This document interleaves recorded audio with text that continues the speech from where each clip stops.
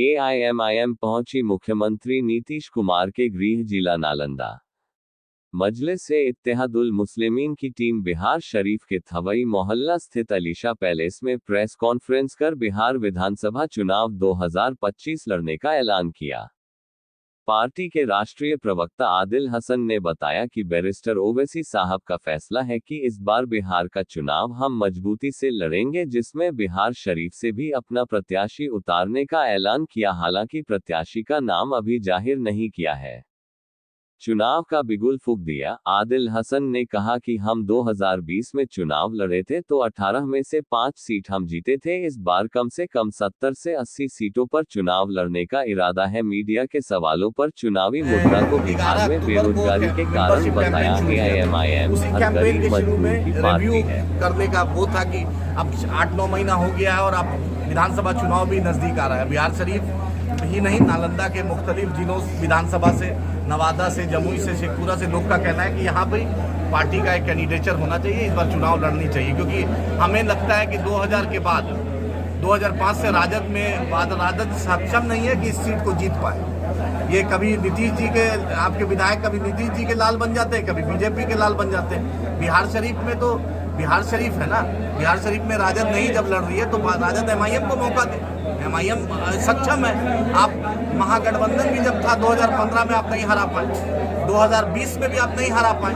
तो हम लोग को लगता है कि शमीम साहब और जो नालंदा की टीम है, मेरे कलीम भाई, इन लोग का एक दबाव है कि MIM बिहार शरीफ से और नालंदा के हरनौत हो, राजगीर हो, या जो इस सर्वे में आएगा जहां अच्छा संगठन है, मेंबरशिप हुआ है, वहां से हम चुनाव लड़े। इसी के लिए हम लोग एक यहाँ के जो जिम्मेदार हैं उनसे हम लोग मिलने, यहाँ पर 7 विधानसभा सीटें हैं तो सभी पर उतारे जाएंगे। नहीं, देखिए, ये इसका तो फैसला राष्ट्रीय अध्यक्ष करेंगे, लेकिन हम लोग यहाँ के जिम्मेदार से मिलकर इसका रिपोर्ट अख्तरुल इमान साहब को, बैरिस्टर साहब को, अख्तर साहब भेजेंगे। उसके बाद बैरिस्टर साहब फैसला लेंगे। पिछले बार हम नालंदा नहीं लड़ पाए थे, गठबंधन की परिस्थिति थी, बसपा से था, रालोसपा से था और दूसरी पार्टी से था, जिसके चलते हम नहीं लड़ पाए। लेकिन इस बार इंशाल्लाह नालंदा हम लोग चुनाव लड़ेंगे। बिहार विधानसभा से समय अख्तर साहब को टिकट मिलेगा। इसका फैसला तो बैरिस्टर साहब करेंगे, लेकिन बिहार शरीफ से हम लड़ेंगे। शमीम साहब हो या कलीम साहब हो, जो प्रबल दावेदार रहेगा, जिसमें संगठन जिसके साथ रहेगा, जिसके साथ आवाम रहेगी, उसी वही चुनाव लड़ेगा। इसका फैसला तो राष्ट्रीय अध्यक्ष करता है। किसी सर आप ही बोलिए, नीतीश जी 20 साल से नीतीश जी मुख्यमंत्री हैं। आप बतलाइए, मिडिल ईस्ट का जितना इन्वेस्टमेंट होता है सब गुजरात होता है। बेचारा नालंदा का मजदूर, जमुई का मजदूर, शेखपुरा का मजदूर, सीमांचल का मजदूर आरामको और मिडिल ईस्ट की कंपनी में खट रहा है जाकर। और यहाँ पर हिंदू मुसलमान में हम फंसे हुए हैं। 2014 में भी हमने 32 सीट दिया NDA को, 2019 में 39 सीट दिया, अभी हम लोग 30 सीट दिया। लेकिन बतलाएं कि नरेंद्र मोदी ने आज तक, या अमित शाह, नरेंद्र मोदी, JP नड्डा और बिहार के मुख्यमंत्री और बिहार के भाजपा के डिप्टी CM कभी एक जगह बैठे कि बिहार को कुछ दे दिया जाए। जबकि स्वर्गीय अटल बिहारी वाजपेयी जी ने जब बिहार का बंटवारा किया था तो वादा किया था कि बिहार को उसका उचित मुआवजा मिलेगा, बिहार को हक मिलेगा। लेकिन बिहार के लोग को हिंदू मुसलमान और जात में बांधे हुए। कल तक नरेंद्र मोदी जातीय जनगणना का विरोध करते थे, जब ऑल बिहार डेलीगेशन किया था, जिसमें मुख्यमंत्री भी गए थे, अख्तरुल इमान साहब भी गए थे, पूरी पार्टी गई थी।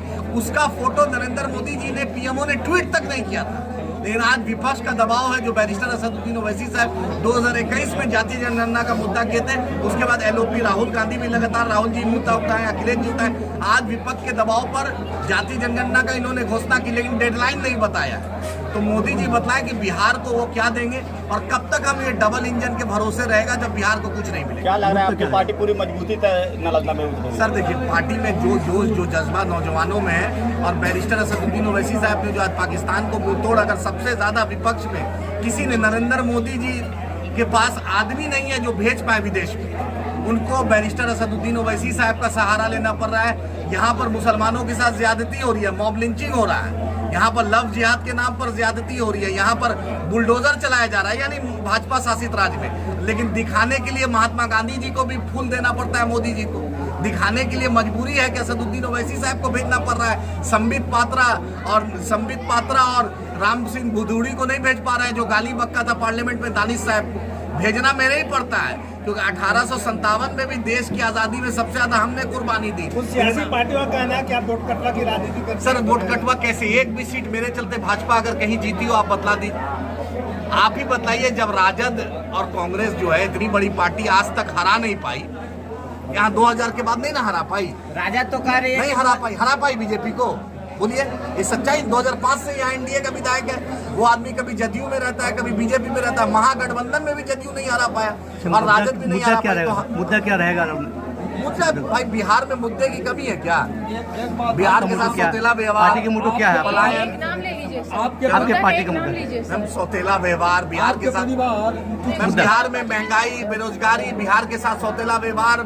बिहार में ऐसा कोई चीज बचा नहीं जो भाजपा ने बिहार के साथ नाइंसाफी नहीं की। सभी पार्टियां मुसलमानों से झंडा ढोलाने का किया। आपका पार्टी का सत्ता में सरकार आएगा तो क्या करिएगा मुसलमानों की? हम मुसलमानों के साथ, दूसरी भी जो बिरादरी है उसके साथ हम इंसाफ की बात करेंगे। जहाँ जस्टिस होगा, जहाँ इंसाफ होगा, वहाँ हिंदू मुसलमान नहीं होगा। अभी मुसलमानों का हालत दलितों से भी बदतर है भाई। सच्चर कमीशन कहता है यही बात, तो आप पूछिए रूलिंग नीतीश जी जो खानका में जाते हैं, लेकिन मदरसा अजीजिया जला तो नीतीश जी कभी आंसू को बोलिए। आज आरसीपी सिंह अपने आप को, नीतीश जी ने उनको सब कुछ किया, वही नीतीश जी का सब कुछ थे। आज नीतीश जी के साथ कहाँ चले गए? आज पूछिए आरसीपी जी से, जितना गुरूर तकब्बुर था 370 पर बीजेपी के साथ, ट्रिपल तलाक में बीजेपी के साथ, सीए एनआरसी में बीजेपी के साथ, बीजेपी वोट पर जिस नीतीश जी से उम्मीद था कि इंसाफ करेंगे, उस पर बीजेपी का साथ उन्होंने दे दिया। सर क्या परिचय हुआ आपका? मैं आदिल हसन हूँ, एमआईएम का राष्ट्रीय प्रवक्ता हूँ। और राणा रणजीत सिंह ने कहा कि बिहार में सारे सेकुलर पार्टियों ने मुसलमानों को ठगने का काम किया है। राजद एमवाई के नाम पर मुसलमानों को 35 सालों से बेवकूफ बनाने का काम कर रही है। मुसलमानों का वोट सबको चाहिए, मगर मुसलमानों की नेतृत्व की बात कोई नहीं करता। एआईएमआईएम के सचिव शमीम अख्तर ने बताया कि बिहार शरीफ में मुसलमानों की आबादी लगभग 30% है, तब भी हर बार यहां का विधायक मुसलमान नहीं बनता। यहां बिहार शरीफ में कई दशक से विकास नहीं हो रहा है। बिहार शरीफ स्मार्ट सिटी होते हुए भी शहर का बद से बदतर हालत है। यहां का लगातार 5 बार का विधायक डॉक्टर सुनील कुमार अब मंत्री बन चुके हैं, तब भी बिहार शरीफ का कोई विकास नहीं हुआ। इस बार मजलिस यहां से जीतकर बिहार शरीफ में 4 चांद लगाने का काम करेगी। इस मौके पर बिहार प्रदेश अध्यक्ष अमर विधायक अख्तरुल ईमान, राष्ट्रीय प्रवक्ता आदिल हसन और प्रदेश सचिव राणा रणजीत सिंह, मोहम्मद राजिक खान, शमीम अख्तर एवं हजारों कार्यकर्ता। मेरे साथ राणा रणजीत साहब है, मेरे ढाका के कैंडिडेट भी है। ढाका के ये 25 साल से अगर कोई एक विधायक लगातार चुनाव जीत रहा है तो ये लोकतंत्र की हार है। कोई ऐसा व्यक्ति जो लगातार 25 साल से क्यों जीत रहा है, और आरजेडी वाले नहीं कर पा रहे। जैसे हमारे राष्ट्रीय प्रवक्ता आदिल हसन साहब ने कहा कि आपसे अगर नहीं हो पा रहा है, क्योंकि आपका कैंडिडेट आता है यहाँ हिंदू मुसलमान हो जाता है, लेकिन आज जिस तरीके से पाकिस्तान के खिलाफ हमारे बैरिस्टर असदुद्दीन ओवैसी साहब ने गरजने का काम किया है, उनको करारा जवाब देने का काम किया है, इस्लाम का असली मतलब समझाने का काम किया है, पूरा जो हिंदू मुसलमान एक होकर के हमारे यहाँ के जो भी उम्मीदवार बिहार शरीफ के विधानसभा के होंगे, निश्चित रूप से शमीम भाई लगातार पार्टी के लिए काम कर रहे हैं। यहाँ पंचायत अध्यक्ष से लेकर के बूथ एजेंट से लेकर के इस पे काम लगातार ये कर रहे हैं। कोई मुद्दा होता है, आपका यहाँ मार्केट को तोड़ दिया गया, उसकी लड़ाई लड़े। यहाँ के एसपी साहब ने इनको लगातार बुला करके जो है इनको डराने का काम किया, लेकिन शमीम साहब एक एडवोकेट भी है और ज़मीनी हक के लिए हमेशा लड़ने का काम करते हैं। और बैरिस्टर असदुद्दीन ओवैसी साहब की पार्टी अब कोई कम्युनल पार्टी नहीं, राणा रंजीत एक क्षत्रिय का बेटा, हिंदू समाज का बेटा इस पार्टी में है। सरकार बनने के टाइम में आप किसको सपोर्ट करेंगे? मतलब कि आपकी पूरी सीट तो नहीं रहे। देखिए, ऐसा है कि पिछले बार हमारे 5 विधायक थे, अगर 3 और विधायक होते तो हम तय करते कि सरकार किसकी बन रही है। लालू जी ने प्रयास किया था हमारे प्रदेश अध्यक्ष अख्तरुल ईमान साहब से बात करने का। उन्होंने यही कहा कि आप अगर ऐसी स्थिति में आते हैं तो एआईएमआईएम कभी भी नॉन सेकुलर पार्टियों को समर्थन अपना नहीं देगी।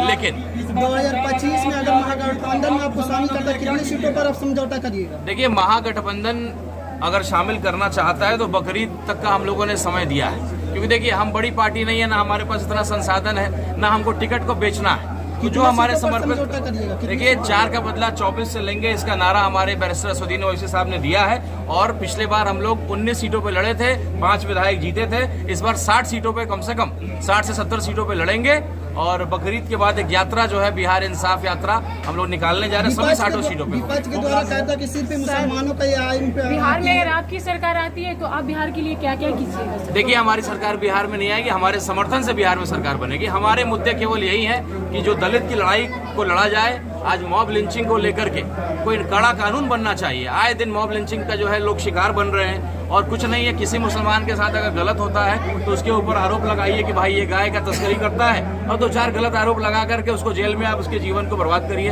या मार करके उसको सड़कों पे मार दीजिए। तो कड़ा कानून बनना चाहिए। छपरा में हुआ, हर जगह यही हो रहा है। दूसरा, हमारे पत्रकार भाई ने पूछा कि मैं बीजेपी से ताल्लुक रखता हूँ। आप यही गोविंदपुर विधानसभा है ना, जहाँ माँ बेटा आमने सामने चुनाव लड़े थे, शायद आपको मालूम होगा। और किसी बेटे की पहचान उसके पिता से होती है। मेरे पिताजी आजीवन सेकुलर पार्टी के नेता रहे, लालू जी की पार्टी में रहे, मंत्री रहे, 20 साल सांसद रहे।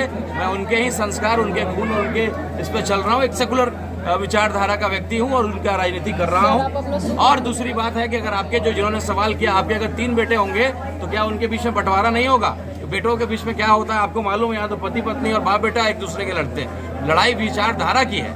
आप हमको बदनाम करके सोचिएगा कि हम बी टीम सी टीम बाद में कहिएगा। अगर समझौता करना है, हम नहीं चाहते हैं कि बड़ा विध्वंस हो और आप बाद में कहें कि भाई हमारी MIM की वजह से हम चुनाव हार गए।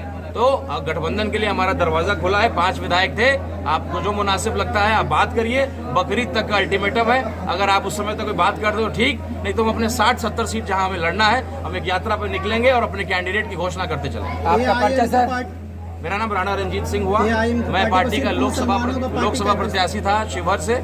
अभी ओवैसी साहब ने ढाका का उम्मीदवार के रूप में मुझे प्रस्तुत किया है और मैं पार्टी का सचिव भी हूं। और आज AIM पार्टी को देखिए, मैं एक पढ़ा लिखा इंजीनियरिंग MBA किया हुआ व्यक्ति हूं। शमीम भाई एडवोकेट हैं और ऐसे पढ़े लिखे लोग किसी बैरिस्टर के नेतृत्व में ही काम करना चाहते हैं। अख्तरुल ईमान साहब जैसे ईमानदार व्यक्ति, जिसको मंत्री पद का ऑफर मिला, करोड़ों रुपए का ऑफर मिला, लेकिन उन्होंने लात मारा और अपने जो है ईमान के पक्के, ऐसे लोगों के नीचे काम करना। हमारे आदिल हसन साहब, हमारे महासचिव इंजीनियर आफ्ताब साहब, ऐसे लोगों के बीच में काम करना मेरे लिए गर्व का विषय है। और ये अगर मुसलमानों की पार्टी, तो राणा रंजीत सिंह यहाँ क्या कर रहा है? और लोकसभा का चुनाव हारा, लोगों का आरोप था कि हारूंगा या जीतूंगा, पार्टी बदल लूंगा, लेकिन और शिद्दत से काम कर रहा हूँ। मेरे जैसे तमाम, खास करके मेरे फॉरवर्ड समाज के लोग, राजपूत समाज के लोग, जिनको प्रताड़ित किया जा रहा है, एक पार्टी केवल उनका इस्तेमाल करती है। पद देने की बात आती है तो कोई बड़ा पद उनको नहीं मिलता। जितने MP हैं बिहार से राजपूत समाज के, एक भी MP को मंत्री बनाया नहीं गया है। जिसको मंत्री बनाया गया बिहार सरकार में, उनको कितना बजट वाला विभाग दिया गया, स्वास्थ्य विभाग, बड़ा विभाग, डिप्टी CM, क्या किसी राजपूत के बेटा को नहीं मिलना चाहिए?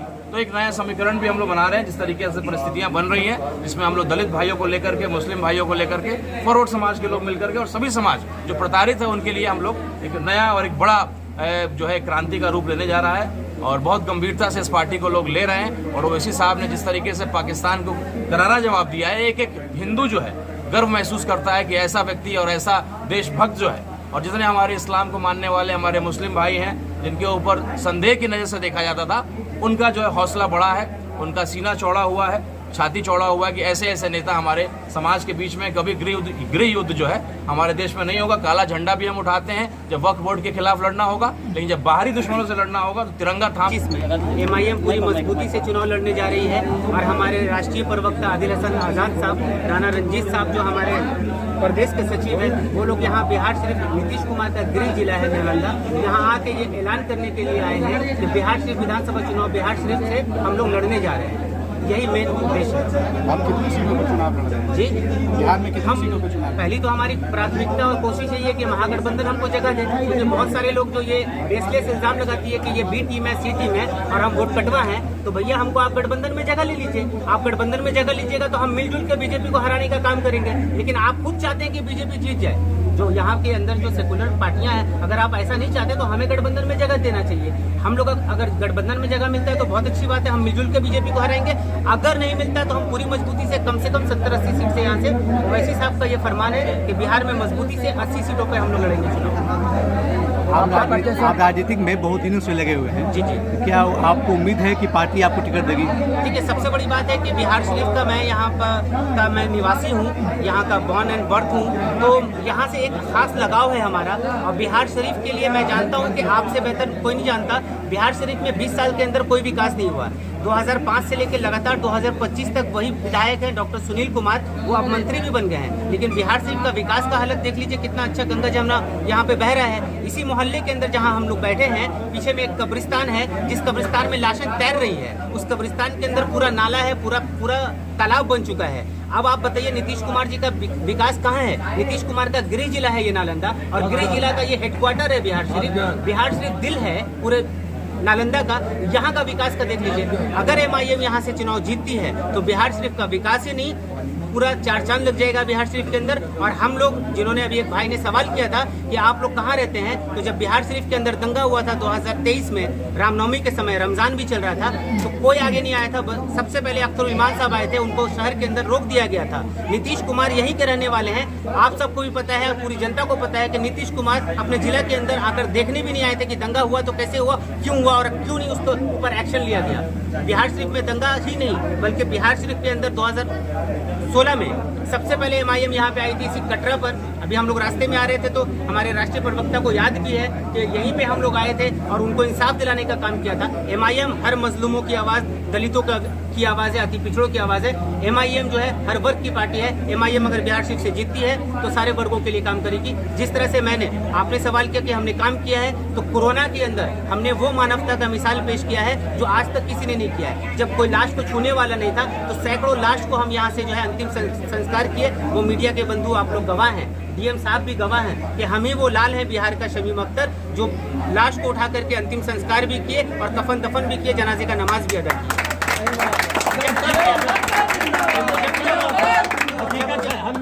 जब बिहार शरीफ को जरूरत पड़ी है, चाहे वो फसाद का मामला हो, चाहे वो कोई भी मामला हो, कोई आए ना आए, लेकिन शमीम अख्तर आपके सामने आया 2 बजे रात में। रमजान के अंदर जब यहाँ पे मार्केट को तोड़ा जा रहा था तो 2 बजे रात में मैं विरोध किया और अगले ही दिन 12 घंटे के अंदर अंदर मैंने रीएस्टैब्लिशमेंट कराने का काम किया। वो है MIM की ताकत, वो है ओवैसी साहब की ताकत। यहाँ पे पढ़े लिखे लोग हैं, राणा रंजीत भाई जैसे लोग हैं जो लड़ना जानते हैं अपने अधिकारों के लिए। आपका इतना अच्छा सामाजिक कार्य रहते हुए नगर निगम चुनाव में आप हार गए, अब अगला विधानसभा चुनाव की आप खुद लड़ने जा रहे हैं, जनता कितना सहयोग करेगा आपका? देखिए, ये तो वक्त बताएगा। मैं नगर निगम को चुनाव क्यों हारा वो आप सबको भी पता है। उस चुनाव के समय में मेरे ऊपर कुछ मुकदमा हो गए थे, मैं यहाँ शहर में नहीं था, मैं कहीं हटा हुआ था। मैं ना होते हुए भी यहाँ पे जनता ने मुझे 7000 वोट दिया था, मेरे गैर मौजूदगी में भी। अगर जनता से आप पूछ ले, पूरा शहर जानता है कि जो कार्य हमने किया है, जनता ने कहा हकदार आप हैं, वोट आपको मिलना चाहिए, लेकिन हमने चुनाव में प्रचार प्रसार नहीं किया, इस कारण हमारी जीत नहीं हो सकी। इस बार अवश्य बिहार शरीफ की जनता हमको कामयाब बना के विधानसभा भेजने का काम करेगी। बिहार शरीफ से जीतते हैं तो क्या करेंगे बिहार शरीफ के लिए? बिहार शरीफ के लिए सबसे पहले तो मैं यहाँ पे जो अभी डेवलपमेंट की मैं बात किया, विकास की, आप एक सड़क को जाकर देख लीजिए। एक गली के नाम पे विनाश हो रहा है नीतीश कुमार के गिरी जिला में। सबसे पहले मैं विकास का काम करूंगा और लोगों को न्याय दिलाने का काम करूंगा। अभी का युवा पीढ़ी सब नशे का ज्यादा शिकार हो रही है, इस पर क्या कहें? देखिए, नशा तो बहुत खराब चीज़ है और बिहार के अंदर शराबबंदी भी है, उसके बावजूद भी शराब आम है। ये सरकार जवाब दे, नीतीश कुमार जवाब दे कि शराबबंदी के बाद भी शराब आम क्यों है, नशा का शिकार। उसके लिए हम लोग पूरी प्रबल कोशिश करेंगे कि हम बच्चों को सही रास्ते पे लाएं।